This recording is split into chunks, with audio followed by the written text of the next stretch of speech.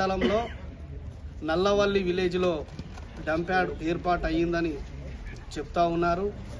స్థానికంగా ఉన్న నాయకులను అట్లాగే గుమ్మడదలో ఉన్న నాయకులను చాలా ఇబ్బందికరంగా విషయం మాకు ముందు తెలియదు.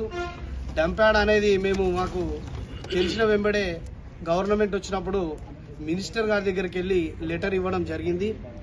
అన్న కొంచెం మాకు అగ్రికల్చర్ విలేజ్లో అన్న మొత్తము ఇబ్బంది అవుతుంది, ఏదన్నా అప్రూవల్ అప్పుడు వచ్చి ఉండొచ్చు, ఆ గవర్నమెంట్ చేసి ఉండొచ్చు, కానీ మన గవర్నమెంట్ ఉంది, కొంచెం ఆలోచించి ఉండన్నా అని చెప్పడం జరిగింది, లెటర్ ఇవ్వడం జరిగింది. దానికి అనుకూలంగానే చెప్పుకుంటూ ఇప్పటిదాకా వచ్చిర్రు. మొన్న సడల్న 11:30కు వచ్చి మా ఇంటి దగ్గర 4 జీపులు పెట్టి పోలీసు వాళ్ళు వచ్చి ఇలవడితే మేము షాక్ అయినాం. నిద్రలకి లేచి ఏం జరిగింది ఏంది మాకు గిట్ట తెలియదు, ఏందో చెప్పమంటే వాళ్ళు గిట్ట చెప్పరు. జీపులు ఎక్కించుకున్నారు, సక్కన స్టేషన్ తీసుకుపోయారు. ఆడికి పోయి చూస్తే దోమాడికి ఎంపీటీసీ గోవర్ధన్ గౌడ్ ఉన్నాడు. ఏమైందంటే ఈ మధ్యలో మేము ఏవో ధర్నాలు అవి ఇవి చేస్తున్నాం, అవి అనుకున్నాం, కానీ డంప్యార్డ్ విషయం అని మాకు గిట్ట తెలియదు. అక్కడికి పోయినాక తెలిసింది. అట్లాగే మాట్లాడినాం, మీద ఉన్న మా పెద్దలకు సమాచారం ఇచ్చినాం.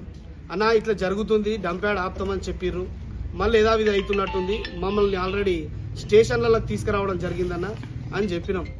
అక్కడి నుంచి మమ్మల్ని సంగారెడ్డి దగ్గర ఆరుట్లకు షిఫ్ట్ చేసిర్రు. 2 రోజులు అక్కడనే ఉంచుకోవడం జరిగింది. అయితే దీంట్లో పర్మిషన్లు వచ్చినాయా పోయినాయా కొట్లాడదామనే సిద్ధాంతం ఉండాలి తప్ప పార్టీల మీద దుమ్మెత్తి పోసుడు మంచి పద్ధతి కాదు. నష్టం జరుగుతుంది అందరికన్నప్పుడు నీ పార్టీని నా పార్టీ అనుకోకుండా కలిసి పనిచేద్దామంటే మంచిగా ఉంటుంది. కానీ అప్పీల్ చేసేది ఏంటంటే రాజకీయ పార్టీలు ఎప్పుడైనా కానీ అభివృద్ధిలో సహకరించాలి. అదేవిధంగా ఏదైనా సమస్యలు వచ్చినప్పుడు కలిసి కొట్లాడాలి. మీ గవర్నమెంట్ చేసింది నా గవర్నమెంట్, మేము అధికారంలోనే లేము, మేము ఎట్లా చేస్తాము, మంచిగా ఎట్లా ఇస్తాము? మరి మా సర్పంచులు ఉన్నారు, అప్పుడు ఏ సర్పంచులు సంతకాలు పెట్టిర్రు? మరి పేపర్లలో ఉన్నది కదా, మేము అడుగుతా ఉన్నాము. అధికారంలో లేనప్పుడు మేము మొదటి నుంచి వ్యతిరేకిస్తున్నాము. కాంగ్రెస్ పార్టీ వ్యతిరేకిస్తుంది. జిల్లా కలెక్టర్కు వినతి పత్రాలు ఇచ్చినాం, ఆ పేపర్లు ఉన్నాయి మా దగ్గర. అదేవిధంగా డిఎఫ్ఓ గారికి ఇచ్చినాం. చుట్టూరా మొత్తం ఫారెస్ట్ ఉంది. నర్సాపూర్ ఫారెస్ట్ అంటే ఇక్కడ మంబాపూర్ నుంచి స్టార్ట్ అవుతుంది, నల్లవల్లి నుంచి ఇక్కడ నర్సాపూర్ వేలాది ఎకరాల్లో ఫారెస్ట్ ఉన్నది, వన్యప్రాణులు ఉన్నాయి. మరి ఆ వాటర్ తాగితే చనిపోయే ప్రమాదం ఉన్నది. ఆ వాటర్ కిందికి నర్సాపూర్ రాయరావు చెరువులోకి పోతే అది నర్సాపూర్ మున్సిపాలిటీ పెద్ద చెరువు, మొత్తము పొల్యూషన్ అవుతుంది అని చెప్పి ఎన్నోసార్లు కూడా మేము వినతి పత్రం ఇచ్చినాం. ఇక్కడ ఈ గుమ్మడిదల మండలంలో ఒక పక్క ఎయిర్ ఫోర్స్ అకాడమీ, ఓ పక్క కంపెనీలు ఉన్నాయి. దానికి ఇప్పుడు కంపెనీల పొల్యూషన్కి తట్టుకునే పరిస్థితి ఉంది. అదేవిధంగా ఉన్న భూమి అంతా అక్కడనే పోయింది, ఎయిర్ ఫోర్స్ అక్కడనే పోయింది, కంపెనీలకు పోయింది. మిగతా వ్యవసాయిక మండలం ఏదంటే ఇక్కడ గుమ్మడిదల నుంచి కొత్తపల్లి, నల్లవల్లి, కాన్కుంట, అనంతారము, నాయిరెడ్డిగూడెము ఈ ప్రాంతాల్లో మంబాపూర్లో వ్యవసాయాలు జరుగుతూ ఉన్నాయి. మరి ఇక్కడ ఈ పొల్యూషన్ తోటి ఎవరైనా వ్యవసాయం చేస్తాడా?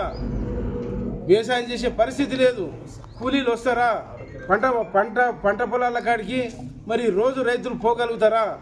ఆ వాసనలో వ్యవసాయం ఇట్లా వ్యవసాయానికి పెద్దపీట వేసేది కాంగ్రెస్ ప్రభుత్వం, నష్టపరిచేది బీఆర్ఎస్. మరి ఇలా మళ్ళీ వాళ్ళు చేసినటువంటి 152 ఎకరాల భూమి డంప్యార్డ్కి ఏర్పాటు చేయడం జరిగింది. దీనికి ఆద్యం 2013లో పడ్డది, 2015లో ఆద్యం పడ్డది. 2015లో ఆ రోజు పంచనామా చేసినటువంటి కాపీ. 2016లో ఆనాడు ఎన్విరాన్మెంటల్ అంటే అడవి ప్రాంతాన్ని ఈరోజు ఈ డంప్యార్డ్కి 152 ఎకరాలు అలాట్మెంట్ చేయాలనే కార్యక్రమాన్ని ప్రోత్సహించి ఆనాడు టీఆర్ఎస్ గవర్నమెంటు, టీఆర్ఎస్ ప్రభుత్వం ఇచ్చినటువంటి అలాట్మెంట్ సర్టిఫికెట్. ఎన్విరాన్మెంటల్తో పాటు జిహెచ్ఎంసీ కమిషనర్ కూడా ఆనాడు ఇక్కడికి వచ్చి కమిషనర్ 152 ఎకరాలు వీక్షించి ఈ 152 ఎకరాలు అనువుగా ఉంటుందని ఆనాటి మున్సిపల్ మినిస్టర్ అయినటువంటి మన కేటీఆర్ గారికి వినతి పత్రం వాళ్ళు ఇచ్చి అక్కడ 152 ఎకరాలు మంచిగా ఉన్నది, అక్కడ అడవి ప్రాంతం ఉన్నది, బాగుందని చెప్పి అలాట్మెంట్ ఇచ్చినటువంటి పత్రం ఏదైతే ఆనాడు అడిషనల్ అడిషనల్ కలెక్టర్ కూడా ఇక్కడ ఇచ్చేయడం జరిగింది. అడిషనల్ కలెక్టర్ ఇచ్చిండు, కలెక్టర్ ఇచ్చిండు. వీళ్ళందరూ కూడా ఆనాడు 2018, 19, 23 వరకు సర్టిఫికెట్లు ఇచ్చిండు. ఇక్కడ టీఆర్ఎస్ నాయకులు కాంగ్రెస్ పార్టీ మీద, ముఖ్యమంత్రి మీద, మా జిల్లా నాయకుడు మంత్రి మీద అనుచిత వ్యాఖ్యలు చేస్తూ మా కాంగ్రెస్ పార్టీ కార్యకర్తల మీద బురద చల్లే ప్రయత్నం చేస్తున్నారు. నేను ఒకటే అంటున్నా, ఇక్కడ గుమ్మడిదాల్లా నమ్మకమైన దేవుడు మేడాలమ్మ దేవుడు. గుమ్మడిదాల ప్రజలు ఏ విషయమైనా మేడాలమ్మ దగ్గర పోయి మొక్కుతారు, వాళ్ళ మొక్కులు తీర్చుకుంటారు. నిజంగా టీఆర్ఎస్ పార్టీ ధార్కాడ కూడా ఉంటే, చీము నెత్తురు కనుక ఉంటే టీఆర్ఎస్ పార్టీ నాయకులు కూడా మాట్లాడాలనే దమ్ము ధైర్యం మా కాంగ్రెస్ పార్టీ కార్యకర్తల దగ్గరికి రావాలంటే మేడాలమ్మ దగ్గరికి రండి. మేడాలమ్మ దగ్గరికి వస్తే మేము కూడా ఒక 10 మంది తడిబట్టలతో గుడికెక్కుతాం. ఈ పర్మిషన్లు మేము ఇచ్చినవి కావు, టీఆర్ఎస్ ప్రభుత్వం ఇచ్చినాయి, టీఆర్ఎస్ కొడుకులు ఇచ్చినాయి, టీఆర్ఎస్ ముఖ్యమంత్రి కాంగ్రెస్ పార్టీ నుంచి పెట్టడం జరిగింది. మరి గత 4వ తారీఖు రాత్రి నుంచి మరి గుమ్మాల్ మండలంలో మరి ప్యారానగర్లో నల్లవల్లి గ్రామ పంచాయతీకి సంబంధించిన డంప్యార్డు కోసం రాత్రి నుంచి ఆ రోజు మమ్మల్ని మా పోలీసులు వస్తే ఆ రోజు 20 మంది మేము ఎందుకు వచ్చినా మాకు తెలియని పరిస్థితి. డంప్యార్డు కోసము ఏం జరుగుతుందో అందరూ అనుకున్నాం. మేము దాని తర్వాత తెలిసింది మరి డంప్యార్డు వాడడం ఈ ప్రాంతానికి చాలా తీవ్రత నష్టము. ఎందుకంటే ఒక పక్కన ఎయిర్పోర్ట్స్ ఉంది, ఒక పక్కన ఇండస్ట్రీలు ఉన్నాయి, వాసన పొద్దున్న లేస్తే వాసన ఇక్కడ ఆల్మోస్ట్. ఎందుకంటే ఈ ఫారెస్ట్ దిక్కించి ఇక కొనే వాళ్ళు కానీ అమ్మేవాళ్ళు కానీ దిక్కించి ఎయిర్పోర్ట్స్ దిక్కించి కానీ అంత రైతులు పెద్ద ఎత్తున ఉన్నారు. ఈ ప్రాంతానికి డంప్యార్డ్ రావడం చాలా దురదృష్టకరం.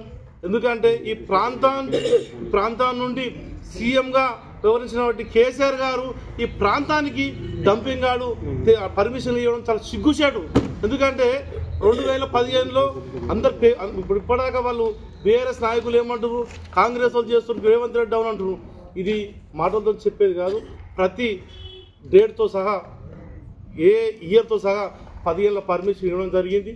23 లోపు అనుమతులు ఫారెస్ట్ నుంచి కానీ జిహెచ్ఎంసీ నుంచి కానీ మరి నిన్న మొన్న ప్రెస్ మీట్ ఎంఆర్ ఆఫీస్లో పెట్టడం జరిగింది. జిహెచ్ఎంసీ వాళ్ళు ఎట్లా అనుమతులు ఏ ఇయర్లో వచ్చినాయో వాళ్ళు ప్రెస్ నోట్ రిలీజ్ చేయడం జరిగింది. మరి మీడియా మిత్రులకి అందరికీ తెలియడం జరిగింది.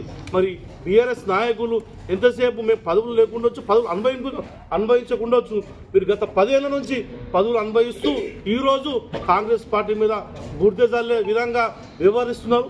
మేము శాంతి విధంగా చూస్తున్నాం. ఎందుకంటే ఆ కార్యకర్తలు రోడ్ ఎక్కే పరిస్థితి ఏదంటే వాళ్ళకి తెలియదు. ఎందుకంటే మేము కసి మీదనే ఉన్నాం, ఇంకా మాకు పదవులు రావాలని ఆలోచన లేదు. ఇంకా చూసుకున్నాం కసి మీదనే ఉన్నాం. ఎందుకంటే చూస్తున్నాం మేము ఏం చేస్తున్నాం చూస్తున్నాం.